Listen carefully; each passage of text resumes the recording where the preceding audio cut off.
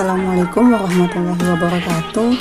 Perkenalkan, nama saya Putri Ayu Agahari, NPM 20020900134, kelas 3 CPGSD Pagi, Universitas Muhammadiyah Sumatera Utara.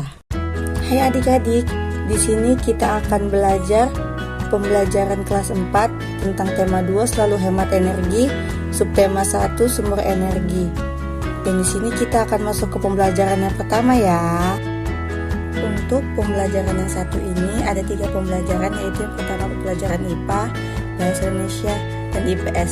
Selanjutnya ada tujuan pembelajaran, ada 6. Silahkan dibaca dengan sendiri ya.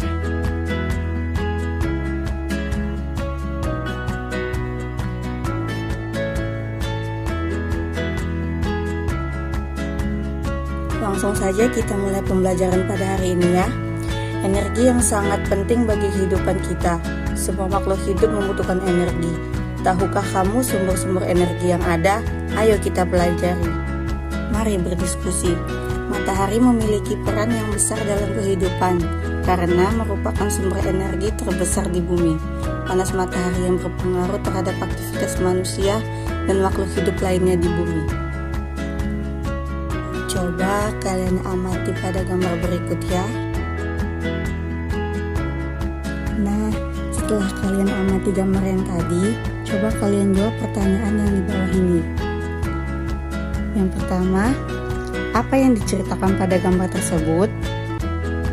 Pertanyaan yang kedua, berdasarkan gambar, dapatkah kamu menyebutkan apa saja manfaat matahari bagi kehidupan tersebut? Mengapa demikian? Kemukakan alasanmu. Yang ketiga, apakah kamu dapat menyebutkan contoh kegiatan lain tentang manfaat matahari bagi kehidupan sehari-hari? Nah, setelah kalian menjawab tadi, buatlah tulisan dengan menggunakan jawaban-jawabanmu di atas. Tuliskan jawabanmu pada lembar kertas jawaban ini. Sumber energi apa yang membuat bumi menjadi hangat? Ayo mencoba. Benny ingin membuktikan panas bawah matahari sebagai sumber energi yang penting untuk kelangsungan makhluk hidup. Ayo kita bantu Benny untuk membuktikannya. Lakukan percobaan di luar kelas atau di rumahmu.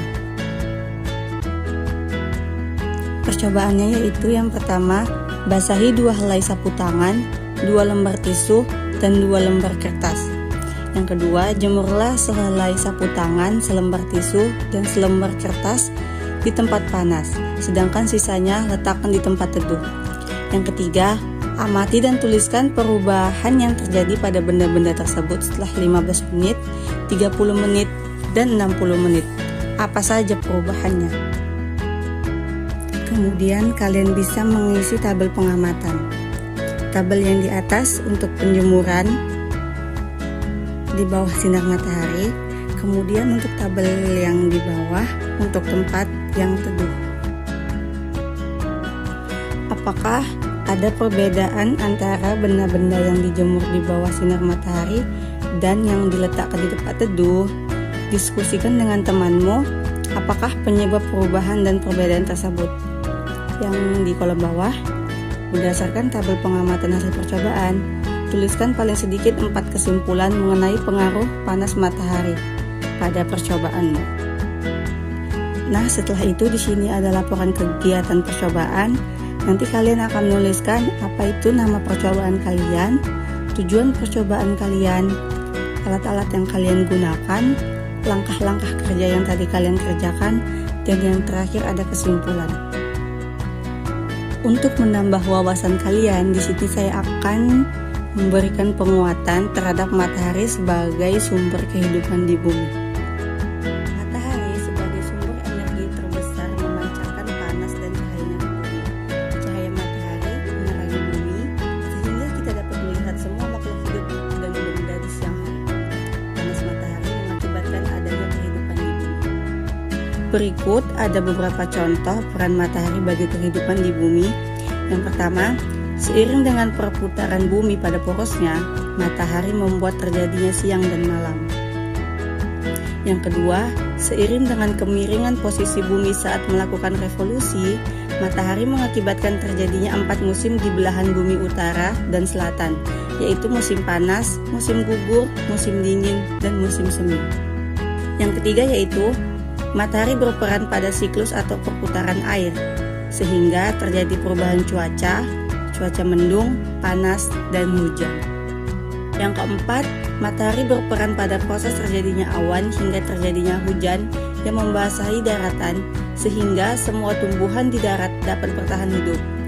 Air hujan yang tersimpan di tanah juga dimanfaatkan hewan dan manusia untuk keberlangsungan hidupnya. Yang kelima, matahari juga berperan pada proses fotosintesis, sehingga semua tumbuhan baik di darat dan di laut dapat hidup, berkembang, dan membuat cadangan makanan untuk dikonsumsi hewan dan manusia. Panas matahari mengakibatkan perbedaan suhu udara yang memicu terjadinya angin.